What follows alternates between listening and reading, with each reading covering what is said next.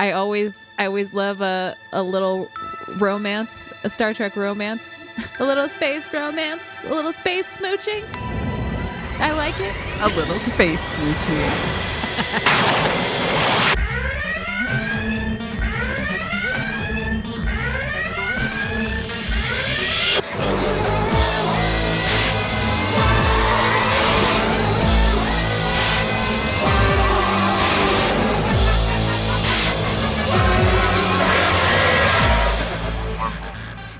Back.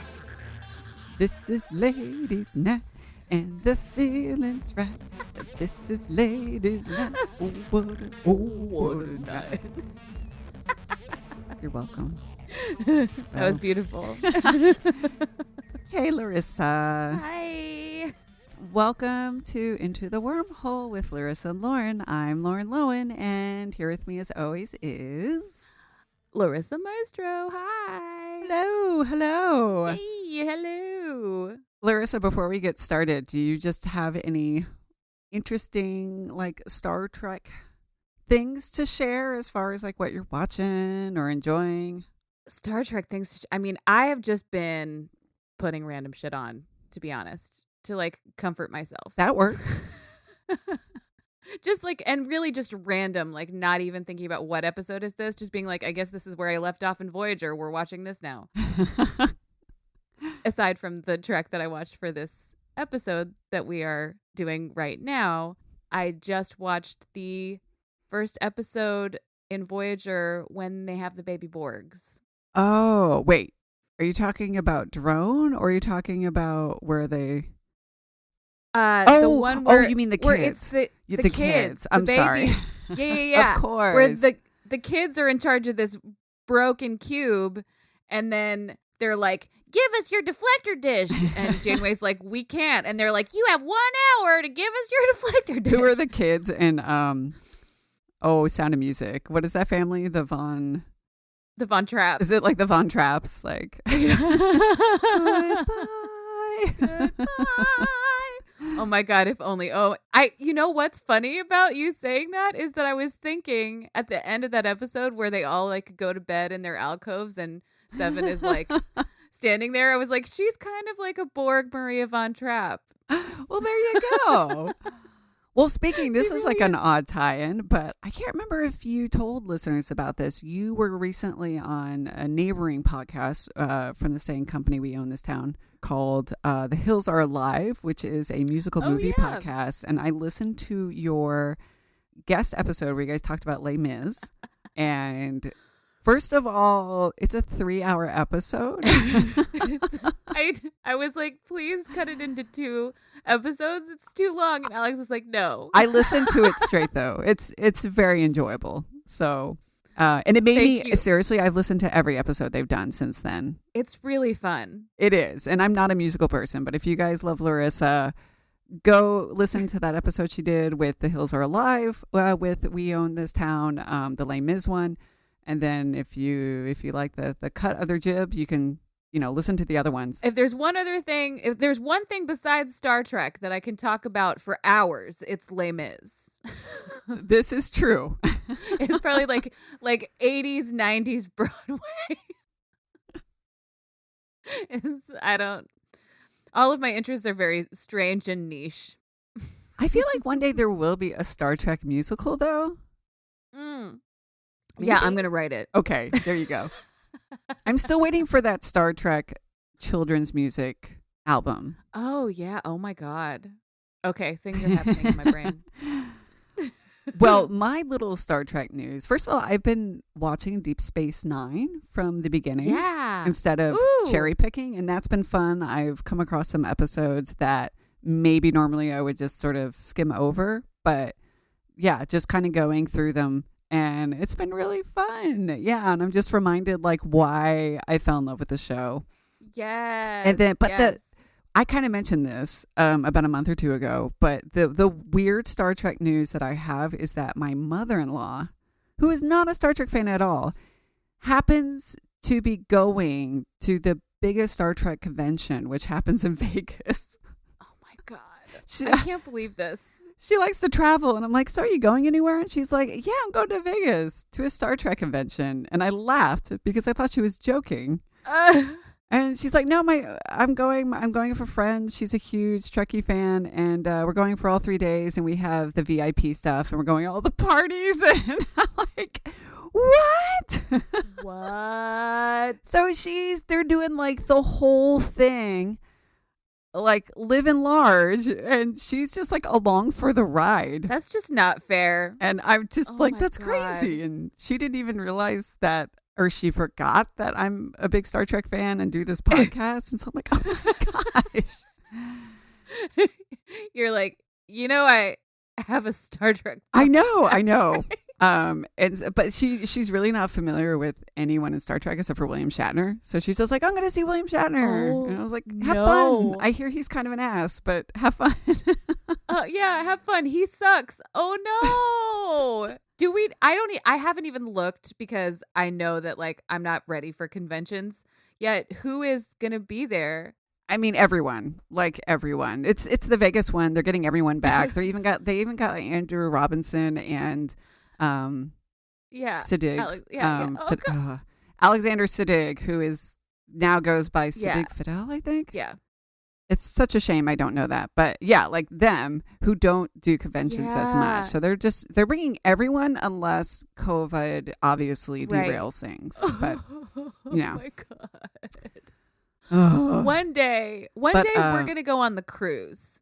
I know. That's what's going to happen. One Do day they we're going to do the cruise. I hope we get press matches. I wish we could do it some way. Industry, Can we figure it discount. out?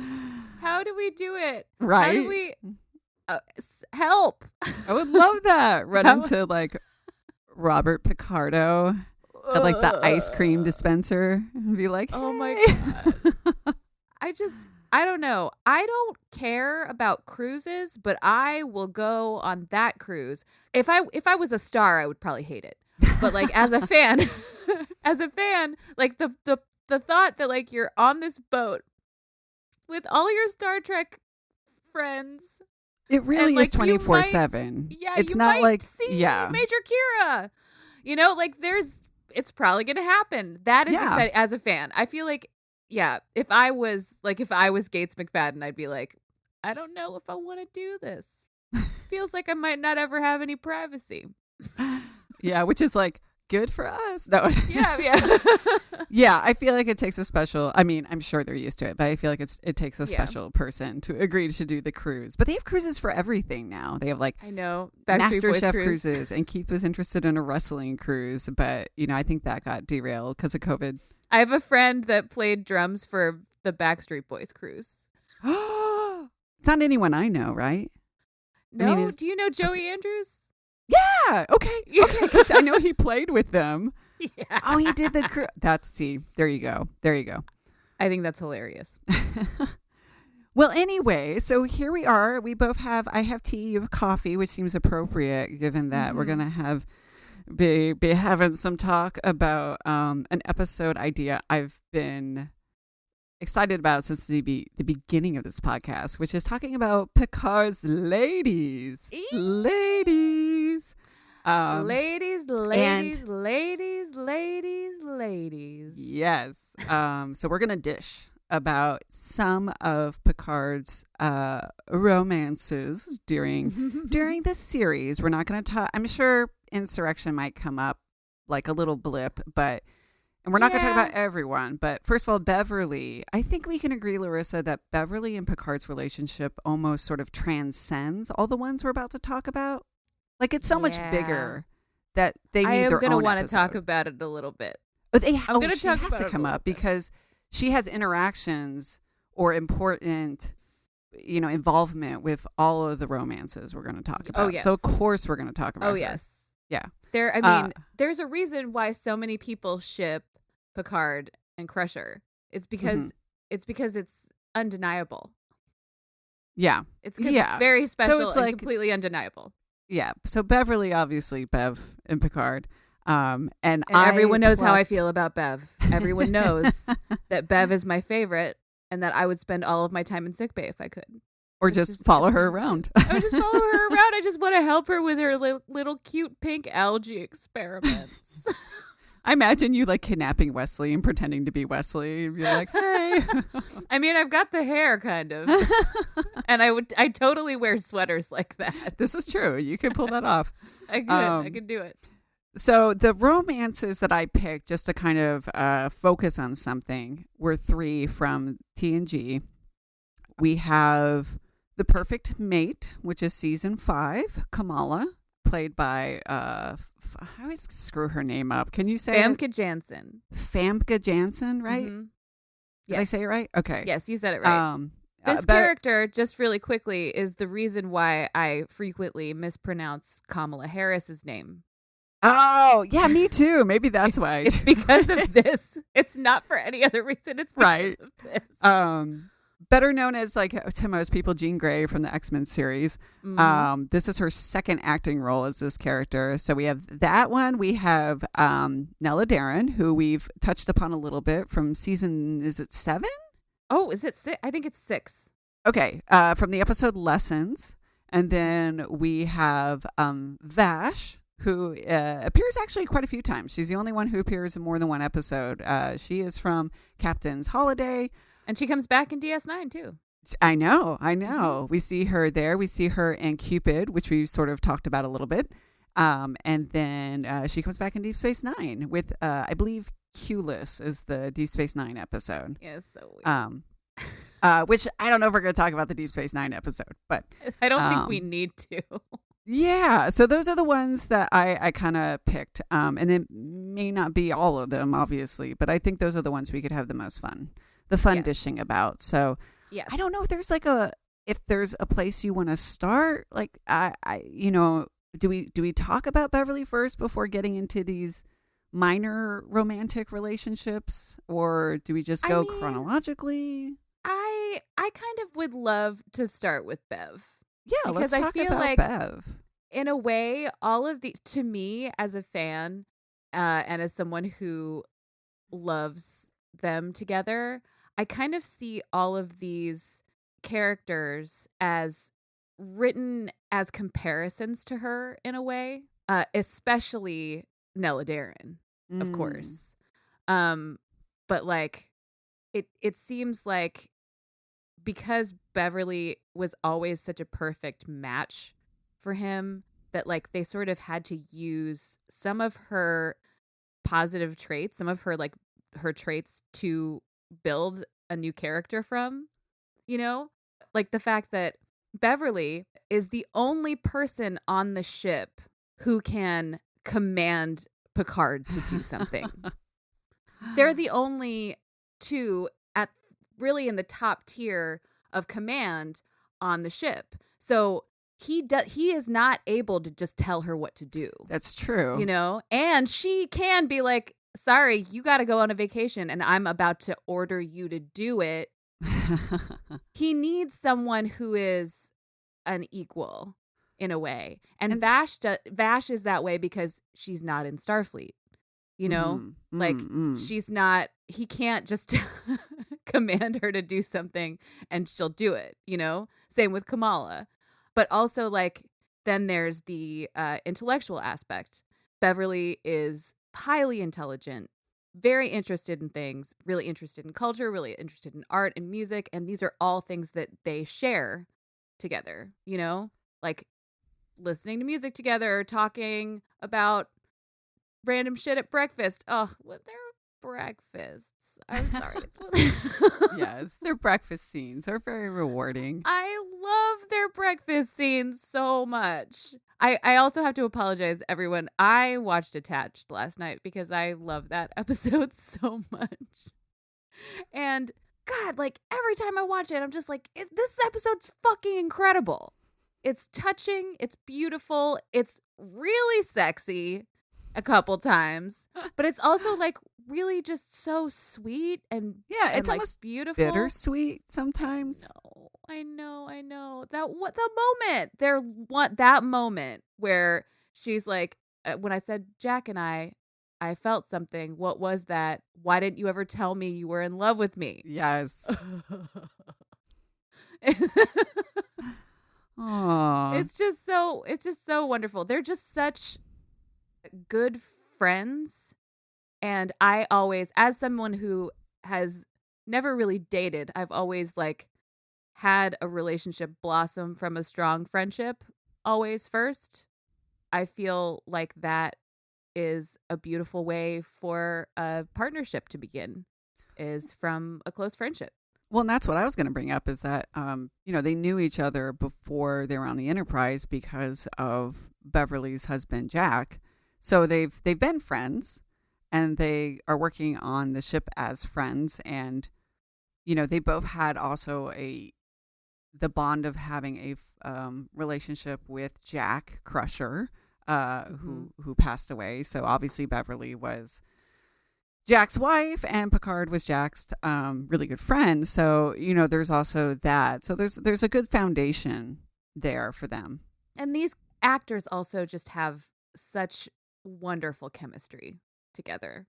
Also, the backstory of when Gates was replaced in season 2, that Patrick Stewart fought for her to be rehired because he believed in her in that character so much.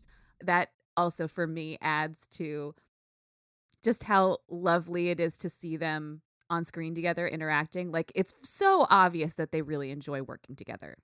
Yeah, it's obvious that they have a friendship. It's obvious that they have chemistry. I mean, it is that way for the whole cast of TNG. I mean, obviously, if you're listening to this podcast, you know that they're all like best friends with each other, and they're all like someone's kid's godfather or godmother, and they all like hang out on a regular basis, and it's just like wonderful and lovely. But like in particular, just seeing Patrick Stewart and Gates McFadden on screen together, quipping, flirting, having fun. I just love it so much. And the show really needed that because honestly, it's one of the few instances when they are having tea or discussing things that Picard does allow himself to be more vulnerable. And if you didn't have those moments, I think there would have been something lost. Yeah. Yeah, absolutely. Absolutely. Maybe the closest you would get to is Guinan, but there is something about how, Crusher and Picard are with each other. Yeah, I mean, I feel like most of the conversations with Guinan tend to be more serious, and tend to be more like advice based. And I feel like these scenes with Crusher are always like, oh, here are some people doing normal people things. Yeah, they sit and they're drinking some orange juice, and they're just like, so what did you do yesterday? And that it's so sweet. It's so sweet and normal. Like again, forgive me, I did just watch Attached, but the whole moment where Crusher realizes that the breakfasts that they've been doing are too fancy for Picard, and then he's like, oh, you don't want to do that either, and they're both like, I guess we're just having coffee and croissant every morning. And it's like that's like an actual like conversation that like partners would have, Yeah, like, exactly. Like, that, thank goodness. Oh my God, I You really too? just wanted to have a bagel and cream cheese, and I don't want to do the whole thing. Like that's like legit and like normal, and there's something sort of like sweet about them being so familiar with each other that they can have conversations like that. Like all of these other women, we only see the start of a relationship. We don't see the like, we're comfortable with each other now and we can tell each other anything. And at the beginning of a relationship, everyone's like very excited, but it's also like not comfortable. Yeah, and we do see some of that, especially with Nella Daren, kind of the difficulties of them like finding their footing. Yeah. So, but like okay. I feel like everyone has to like pass the like, are you as cool as Bev test? The Bev test. Yeah, the Bev test. I really do. I really feel like every single one has to pass the Bev test. Well, and that's why it's almost like not fair to talk about Bev. Yeah, exactly. Because it's like, of course, like Bev and Picard, or it's Bev and Picard. But again, like she kind of pops up in each of the romantic storylines in one way or another. So yeah. we'll bring her back definitely. And if you're okay, I kind of want to start with Vash. Oh, yeah. Okay. because she just comes first. So it's like, okay, like she's kind of first in the series. But okay, so I'm really curious to talk to you about Vash because we have had to talk about Vash when we did our crossover episode of Your Inner Child is an Idiot. Yep. And I have definitely gotten vibes from you in other times that I think I'm more of a Vash fan than you are. I think you're right.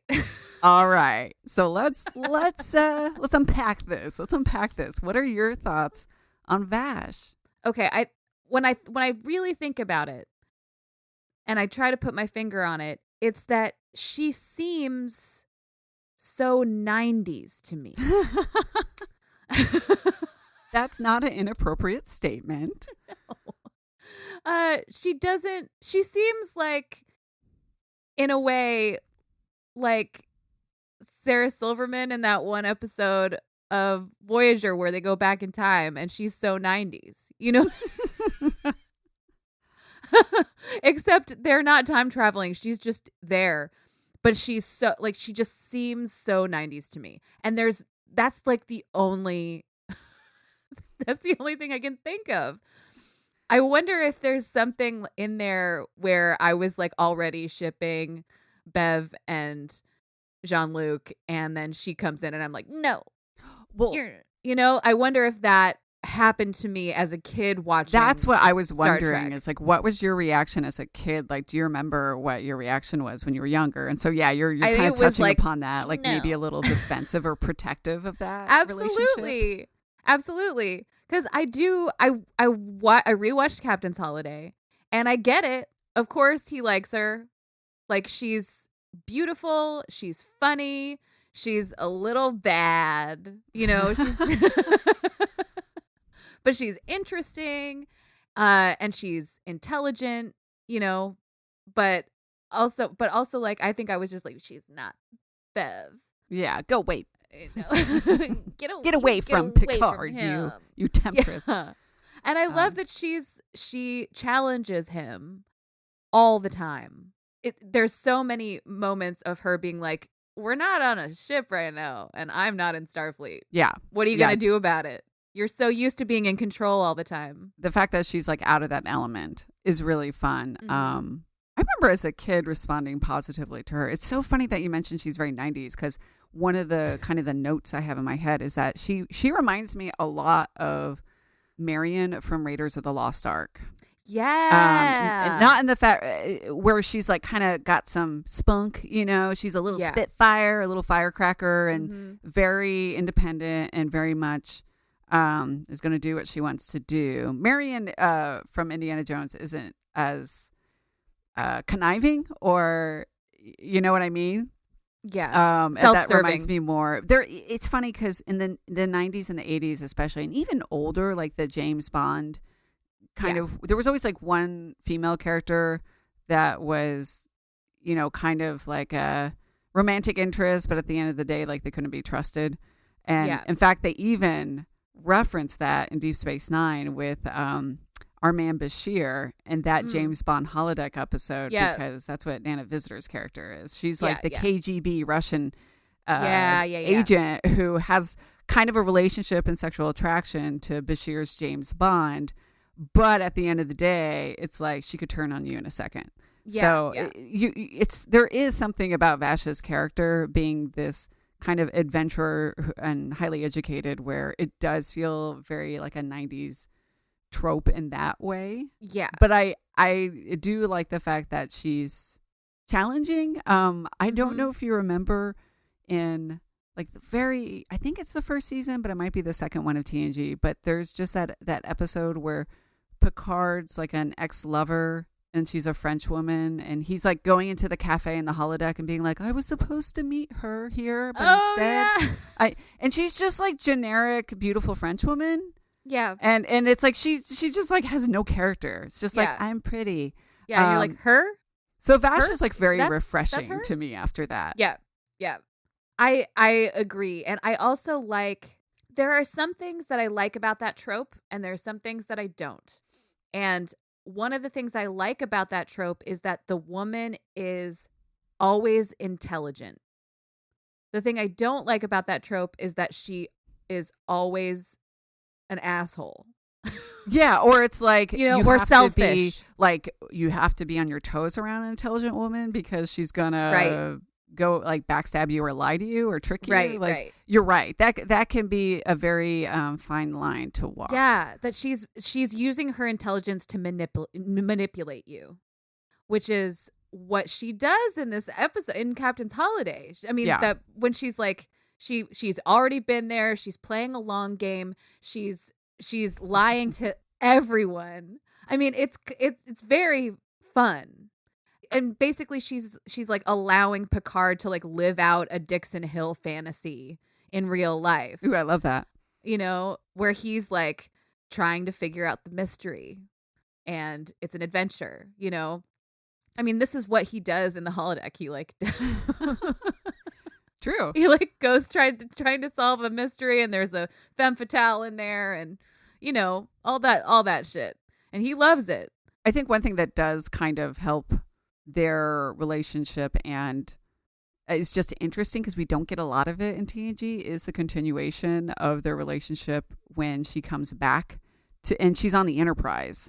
Mm-hmm. And I love the fact that they ran with the fact, like you said, they met on Risa and outside of the ship. And now that they're on the ship and he's playing captain again, the fact that he's in that role and she realizes, oh my gosh, like we did have this grand adventure and nobody knows about me. I thought that was used in a really interesting way to not only, again, put Picard in a place where he had to be vulnerable, but it also shows that her feelings are hurt. So it kind of rounds her out a little bit more from that kind of generic role like we were talking about. Yeah. And then they just have like some kind of fun with their dynamics. That's the one where they go into Sherwood Forest and she's Maid Marian, but this character as Maid Marian is going off script and is very independent. So she keeps kind of throwing Q through a loop. Yeah, she's manipulating people to get herself out of this awful situation, which is, I mean, her survival instinct. That's her survival instinct is like, I have to. And like, as a woman, I relate to that. Like, I relate to like, we kind of like have to do whatever we need to do to be able to survive in our respective businesses, in life, like that's how it is. Like there's part of me that like sees that part of Vash and is like, girl, I get it. I'm with you. I understand.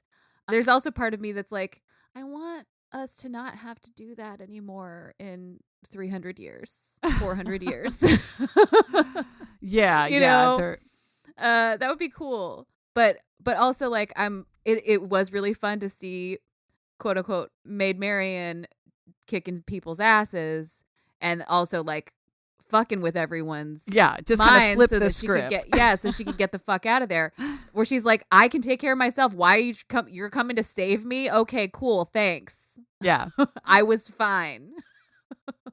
I was literally fine. I also really appreciate the fact that she's the one out of these three minor relationships that kind of come through TNG. Jennifer Hetrick, I think that's how I pronounce her name, plays her. And she's a very attractive woman. She's gorgeous. But I will say this, like, I think one thing I really respect with the casting of, okay, so Kamala is Famke Janssen, who's like literally a model. Like, that's what she did. She's supposed to be gorgeous. But, Nella Daren and Vash are played by actors who I think have a very accessible, realistic beauty. Like, to me, when I see these women, I could see them in real life with Picard when it comes to, like they're age appropriate and like you look like my friend Josh's mom. Like I feel like that was my with Vash specifically. I feel like I was like, you look like my friend's mom. Really? Yeah. So obviously relatable, normal. There's something very real to them and the way they look, which I think. And again, like talking about the late 80s or the 90s, or just going back to what I was talking about, that one French woman who's a past lover. And it's just like, I'm generic French bombshell. And Vash just feels not only capable and intelligent and sexy, but I just feel like Jennifer Hetrick brought like a realness to her, which was really fun. Yeah.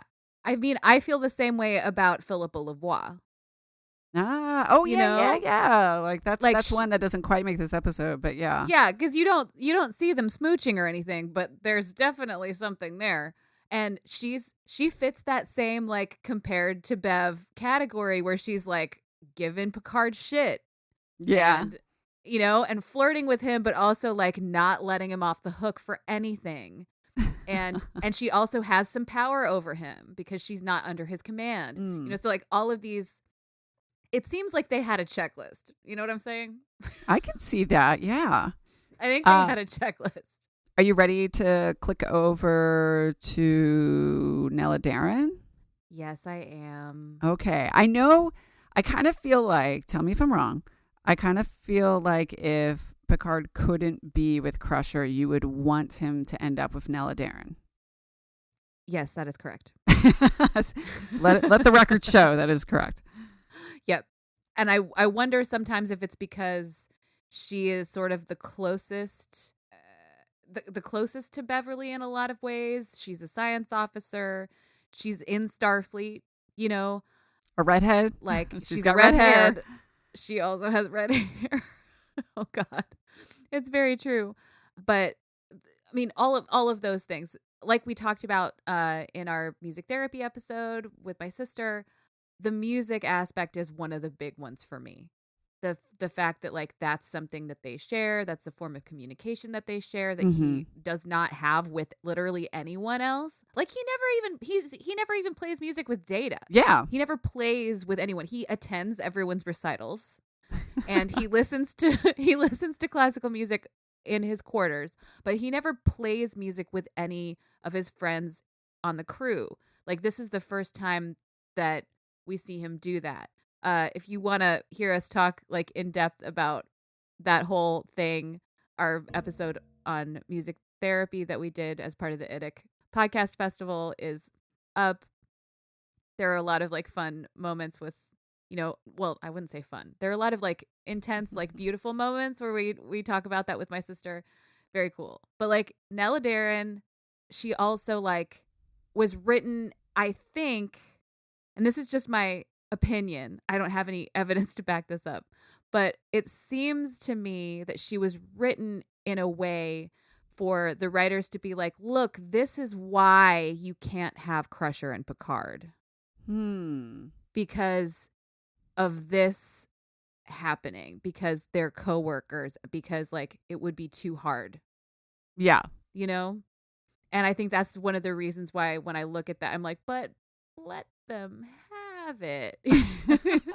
Well, and this might be a good point to bring up. I've brought it up in a past episode, but there is a reason why Beverly and Picard were never allowed to really become a thing. And that's because they needed Picard to stay single for the TNG movies. So basically just for Anish, because that's the only relationship that he has in the movies. Only an issue in Insurrection, but like he didn't. Yeah. He and Lily weren't a thing. They were, like they didn't write any romantic. I wonder why they didn't write any romantic tension for him and Lily. Sorry, that's I mean, yeah, but like they didn't. That's the only one.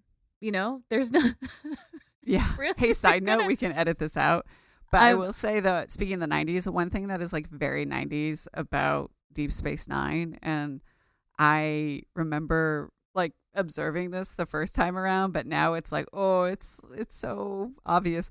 But it's kind of a shame that Jake and Benjamin Sisko, whenever they have any romantic interests, maybe not every time in case I'm forgetting something, but most of the time it's like, oh, it has to be a black actor or somebody of a certain skin color where they could pass as black. And it's like, oh, that's that reminds me in the 90s you couldn't have, sometimes it got away with it because it was like an alien. But it's okay if it's an alien. You remember how it was back then. Like back then you couldn't even see a cereal commercial with an interracial, couples. Yeah, it's true. And I'm just like, Alfre Woodard and Patrick Stewart, like making out. Yes. Just full on making out. Just like, hell yeah. They're both like incredible actors. They're both like top tier kind of actors. And I'm just like, why didn't you, like, I would have preferred that to like basically, I felt like Anej in Insurrection was like the amalgam of like all of his past girlfriends. Right. Just like we're just taking Like- different lumps of Play-Doh and sticking them together. Exactly. It was like, like she's, when you were a kid she's and you just got ancient that, like, and she's multicolored mess Play-Doh ball. Exactly. Yeah, she's like the suicide. Yes, So exactly. it's the soft suicide cream. soda of all of the past ones. She's fascinating and she's mysterious and she's intelligent and she's also ancient. Age, yeah. Talk about age appropriate. No. But also she's like brunette with like flowy hair. You know, like all of the it's just all the fucking things. I will That's why say like though. Oh, sorry. that's why I like was. seeing her with him with Alfred Woodard would have been like, Although I'm guessing like the character of Lily was written before casting, but at the same time, I think that, you know, people also probably had complaints about why does everyone have to be a romantic interest? Like, can't you just have a man and a woman work together and respect one another? And so that is nice to see with him and Lily. yeah, it is. Yeah, sure. I'm just but like, I understand why didn't your you point. why didn't you let Picard and Crusher have a thing then in the series if you were just gonna have maybe this one like totally inconsequential, not anyone's favorite semi-romance Yeah. where also there's scenes with like skin grafting. Oh yeah. Well, I was talking. So gross. Yeah. Ugh. Yes. Disgusting. But anyways, going back, yeah. So Nella Daren, let's see. The actress is Wendy Hughes. Again, like a great actor, does a great job with the role, and I think she has a very elegant but real world beauty. Yes. Like this is someone I could really see with Picard. Yeah. Yeah. I think also she looks a lot like Gates McFadden. Well, that they have we really haven't we forgot to talk about Bev's interaction with Vash, but you know, she has like kind of a role in each episode. With Vash, it's great because, you know, Vash is at the breakfast with Picard. We're just talking about how Bev and Picard always have these breakfast scenes, and she comes in wearing a great sweater as always, and sees Vash. It's one of her off the shoulder sweaters. Like Bev, all of your off the shoulder sweaters. Great all of color them are blue. Fantastic. Yes, they're great. But instead of it being this like confrontational catty thing, Beverly's like, "Oh, who are you?" And she realizes that she and Vash can like team up and compare notes, and she takes Vash on a tour of the ship. So I love the fact that usually when Beverly cross paths with these women, it isn't like a catty thing again. It's always something that's very interesting. And again, being in the 80s and the 90s, it could have easily gone that route of Beverly being absolutely. like, "I'm jealous." Yep, absolutely. I mean, I love them. I absolutely love them teaming up to tease Picard together. Yeah. That it's adorable. I will also say that like this is another example of like very mature, evolved relationships between men and women that we see on TNG. The other one being Deanna and Will. When they finally got that right. We've definitely mentioned that some of the earlier episodes. They always made Will the jealous one, not Deanna. Well, it was always Will being like, "But who got you pregnant?" It's none of your fucking business. It's none of your fucking business. Just be there for your friend, okay? Shut the fuck up, Will. Yeah. They got there eventually. They did. They got there eventually. But then Beverly's reactions to and relationships with Picard's love interests are always very evolved and mature. She is never one time is she like, I don't know. I'm looking you up and down and I don't know about you. It's always like, oh, hey, if Picard likes you, you are probably cool. So I'm interested in getting to know you. Like it's her not only showing respect for the woman that he's seeing, but her showing respect for Picard as well, because she knows that he's got good taste in people, you know? Yeah, and let's be honest, Beverly has her share of romances as well. Yes, she does. I don't know about her taste as much as Picard's taste. Will especially there be? Considering the ghost alien. Yes, and the host. It's like, will there be an episode of Beverly Crusher's romances? Is there a reason? I'm thinking right now, I don't know if this is the thing, but like most of her romances, the men have very flowy long hair. Hence the 90s as well. Yes, you're right. Yes, but it's like the opposite of Patrick Stewart's head is a man with like, I didn't even think about that. Hair. They have to have lots of hair, obviously. Oh, that's funny. It's symbolic. I fucking love that. It's like, oh, but Beverly can't be with Picard because she loves men with flowing long hair. Anyway. But Nella Daren might be I don't think they still don't cross that line where Beverly gets jealous, but she does have a moment of surprise where she's helping Nella Daren with like a elbow injury or something. And because she's been Nella playing too much Daren piano. brings up like, oh, I'd have to cancel my duet. And she's like, oh, are you playing with the captain? And so she's still very respectful and interested, just like anybody might be interested in their friend dating someone. But that I feel like that's the closest they ever get to Beverly showing the slightest tinge of jealousy.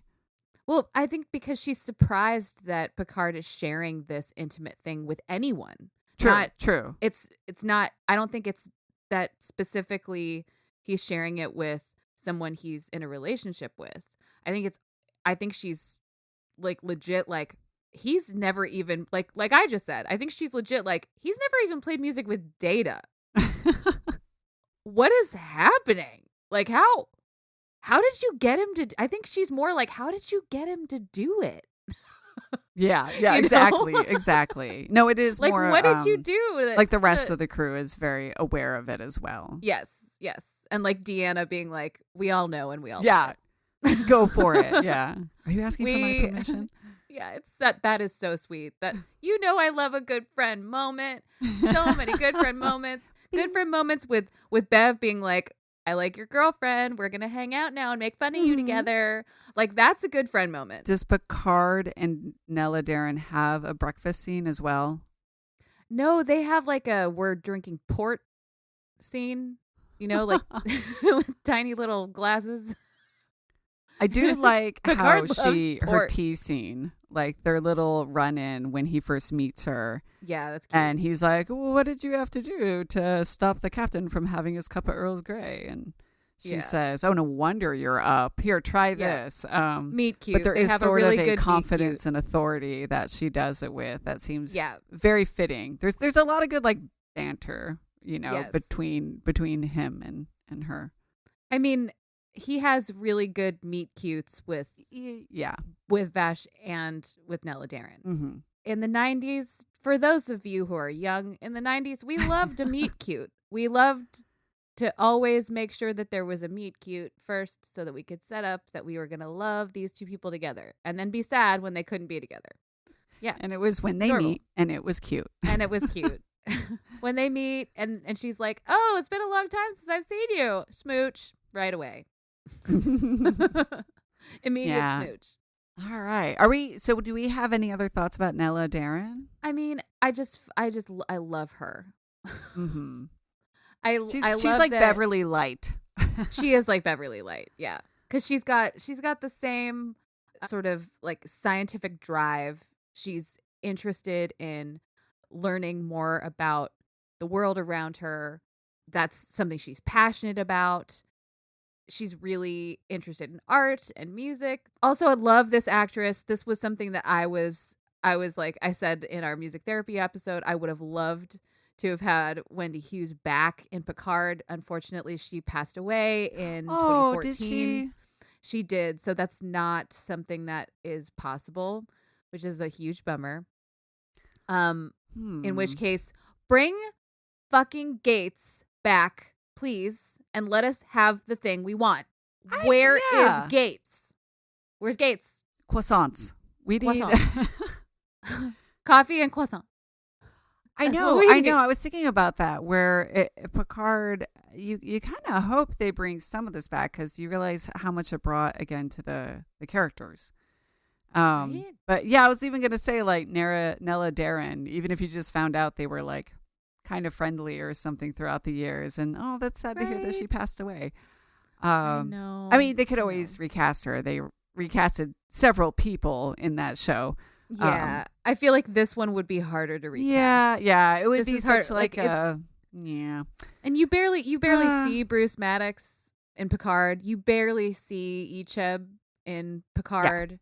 So like I see why they felt like it was okay to recast those parts, but like she's like if she's gonna be in there, she's gonna be in there, and it would be really hard. I think it would be hard to recast her. I think so too. And I think like Maddox, the guy is still alive, but he just doesn't act. Like he has 2 acting credits, and I'm pretty sure he just doesn't act anymore. Not 100% sure, so don't quote me on that. But I wouldn't have been surprised if they tried to reach out and be like, "Do you want to do this again?" Or Yeah. but Apparently the kid that Icheb, I forget what his name is, but he's like a little bit we talked about it. yeah, like maybe a little scary.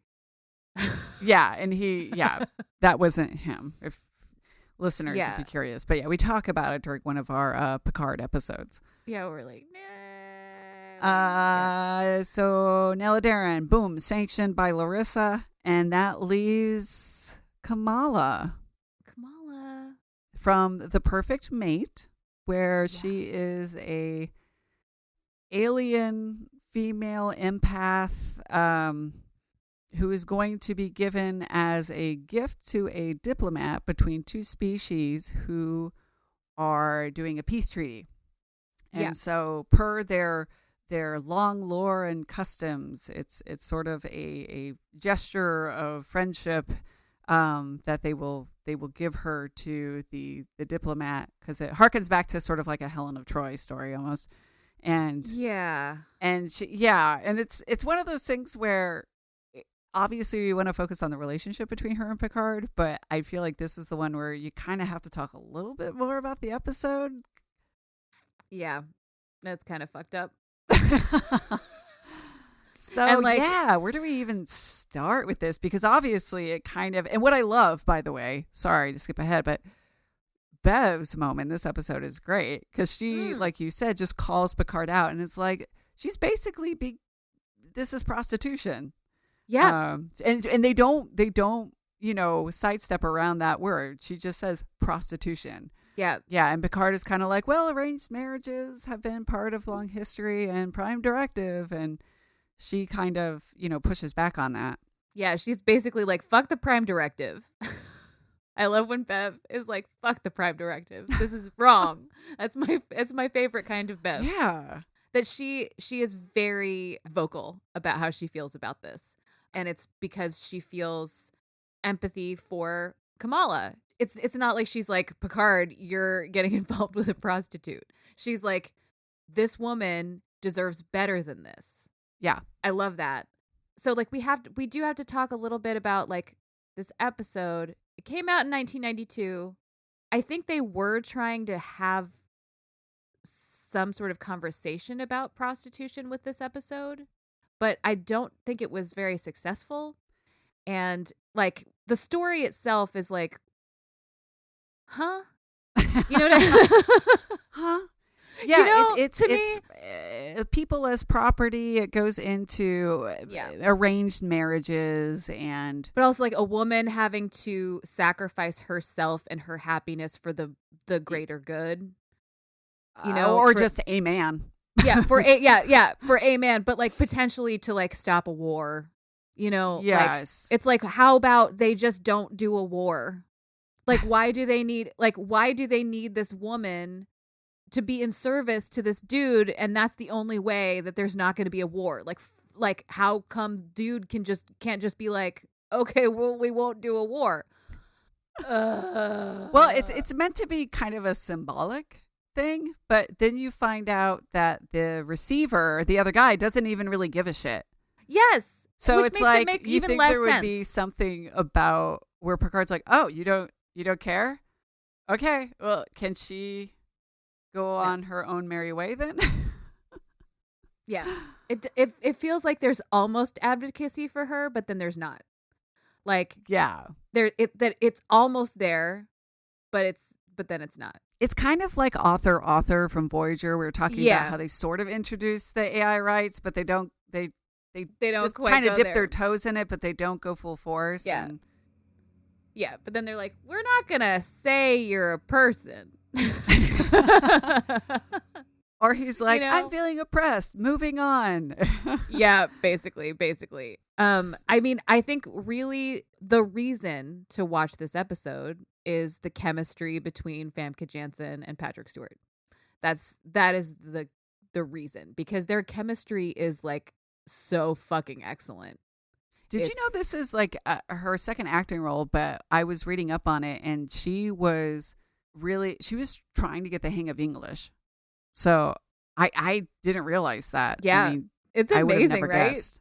She's excellent. We all know this at this point, right?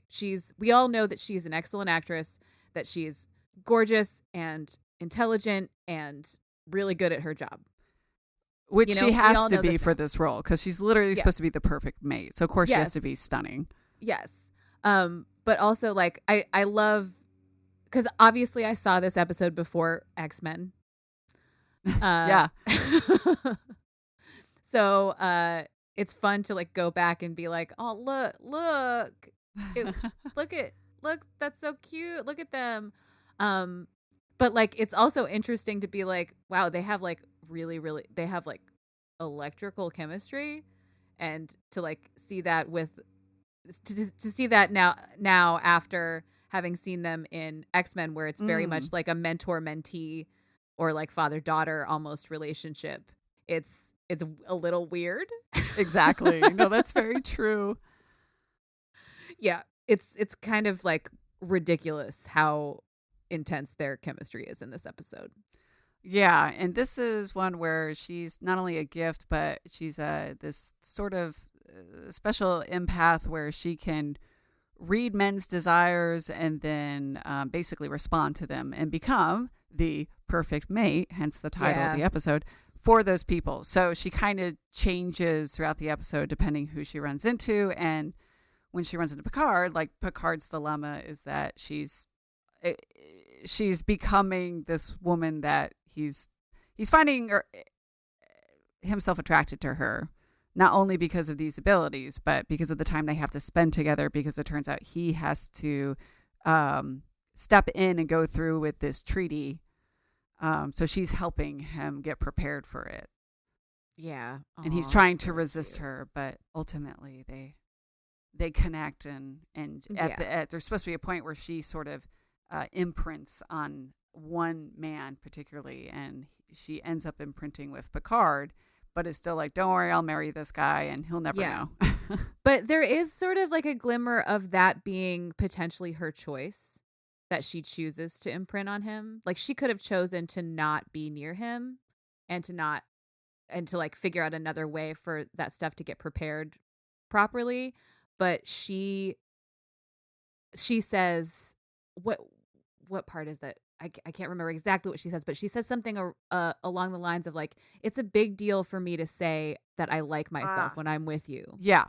You know, so she like that's the reciprocal part of it, I think, is that she knows that she has this ability to be whoever her partner or whoever her partner wants her to be.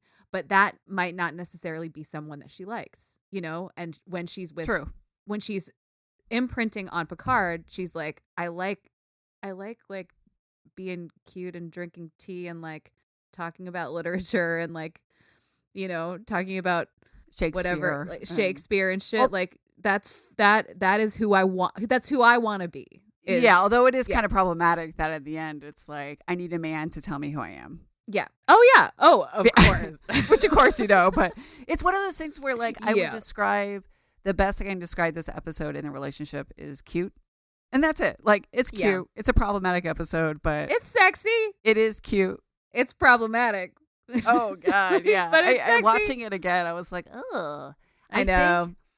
First of all, okay, let me talk about the dress, because this has to be one of the best like outfits that we see in TNG and Star Trek are iconic. But it's this so beautiful dress that she wears. Not so much the wedding dress, for me, but this like Yeah. gauzy, purpley, mauve nude dress.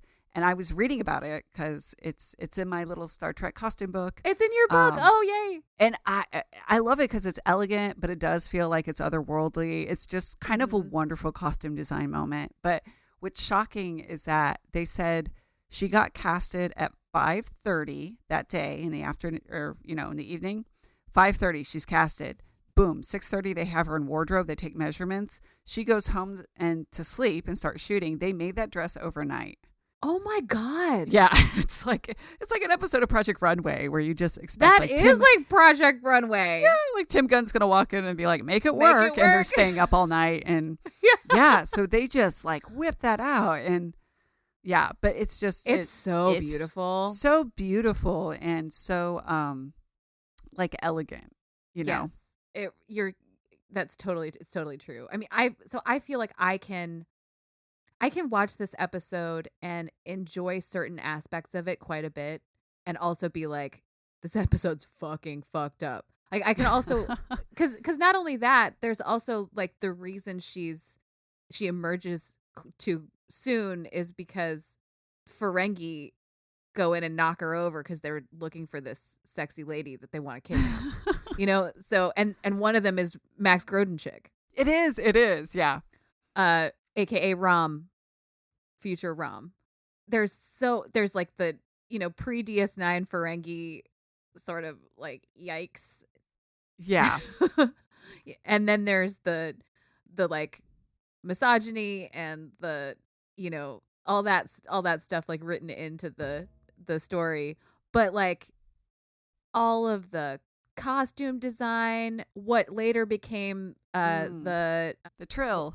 Yeah, what later became the Trill design with the spots, her hair, the interactions between her and Picard, the gazes and the all of that stuff is like amazing. She is incredible. Even that part where she like growls at Worf. Oh, I know. I love that. Oh my God, that's hot. It's kind of hot. If you're gonna see one scene, I feel like the 10 Forward one where like the guys are trying to get rid of Data, who's sort of the chaperone because he's the only one not affected by her abilities. And then just the play, she has back and forth. I do wish that it wasn't. I mean, of course, this is 1992, so it wasn't going to happen. But I do wish that it was like everyone. And not just men, I wish it was just like all of everyone was just like, holy shit, Yeah.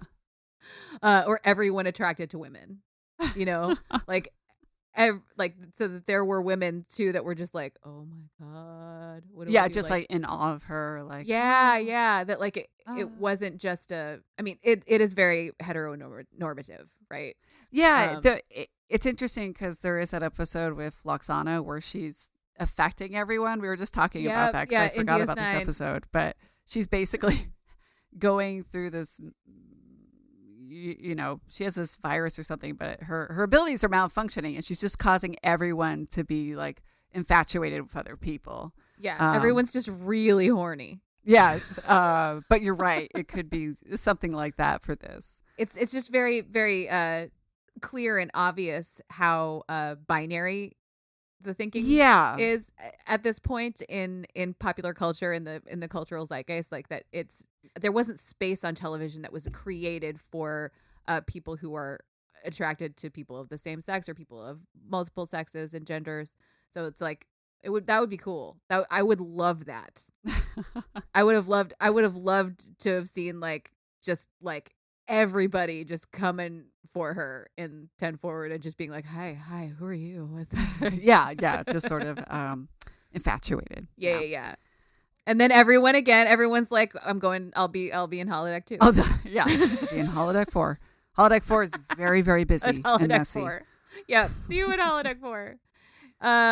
She was offered the role of Dax. I just want to squeeze that in though. But I realize it's funny because she has the first appearance of what would become the Trill markings, the spots.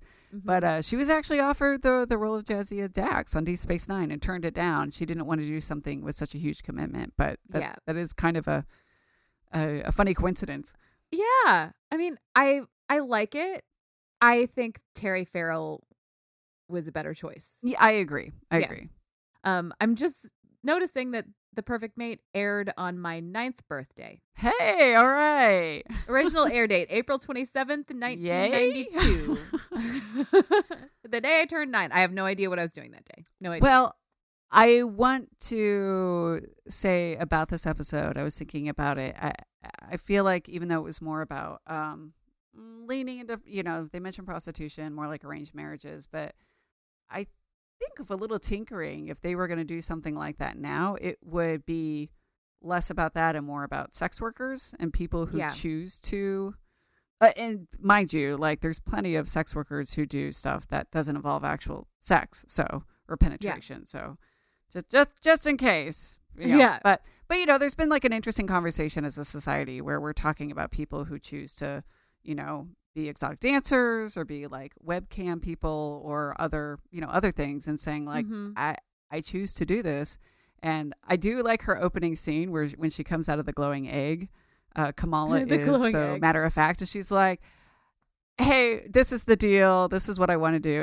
And of course they bring up the fact that she's been raised since she was like 4 to think this is what she has to do. So that's problematic. And specifically, Beverly is the one that brings this up. She's like, she's been indoctrinated into this role. Like she never had a choice. They started her on this when she was a baby. Like, like, of course, this is what she thinks she needs to do. Yeah. But if they redid the script, it could be a really interesting thing where they had a character who wants to, I don't know what it doesn't have to necessarily be this exact script, but the fact that it's like, no, this is what I choose to do, and make it more about that. Because there is still like discrimination against people who decide to go into a certain, and then, sorry, getting tongue tied. So what you're talking about is kind of like Morena Baccarin's character in Firefly. Yeah, I guess so. It's been a long time since I watched that. Yeah. But they call her a companion on the show. And that's her job is companionship, whether that means like sexual stuff or not sexual stuff, just like being that's near true. someone. I completely forgot about that. But like, that's, I feel like they would twist it to be like some people choose to do certain things that maybe society as a whole is like, ooh, that's taboo, and we need to be more respectful and understanding. Yeah. We're not here to talk about Firefly, but that does seem like in the sci-fi genre, that does seem like a thing. The next step that was taken with this like kind of character trope was Inara Sarah from Firefly. Oh yeah. Well, I do love Firefly. I was wondering. We can all say fuck you, Joss Whedon. I still like fuck you, like literally fuck you. That's true. I forgot. But I do love Firefly. I do love it. I was wondering if you wanted to do a quick fuck, marry, kill with these 3 characters. Maybe from Picard's point of view, like if we're talking about what Picard should do, who we would pick for him for the God, marry, fuck, kill. This is so hard. Well, okay, I think we can agree he should marry. It's not Beverly. We're just doing Nella Daren, Vash, and Kamala. He's got to marry Nella. He's got to marry Nella, right? I mean, it's you marry Nella, you fuck Kamala, and you kill Vash. Okay, I thought that too. Right. Except I was thinking, I still feel like Picard, even though he pretty much, isn't it suggested he sleeps with her? Kamala. Oh yeah, I still feel like part of him would feel really weird about the whole like space magic bonding. So even though it's like obviously anybody would choose to sleep with Kamala, I still feel like part of him would feel very like, oh, I don't know about this. This feels wrong. And so it's like, well, maybe he should kill Kamala and he should sleep with Vash. That's the only thing, is I can still see Picard having a really hard time like letting himself go with Kamala because he knows all that stuff. I think he would find it just a little icky.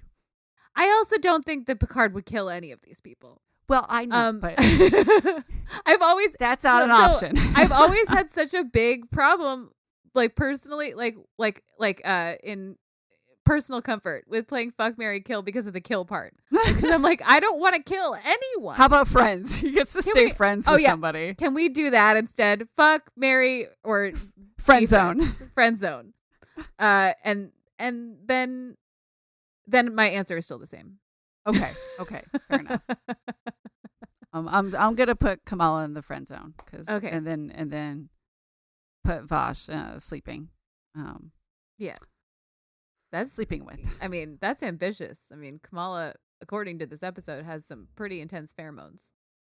Yeah, but it was because she was like, I don't know. She was trying to catch.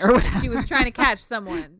Because that's what women do. We're just trying to catch people with our pheromones. Well, she's like, I came out of my egg too early. I'm still cooking, and all my pheromones are acting like woo. And Rom messed everything up and cracked my egg open too early.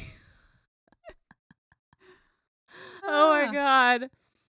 In conclusion, I would just like to say, it's Beverly. It's Beverly, and it's always been Beverly.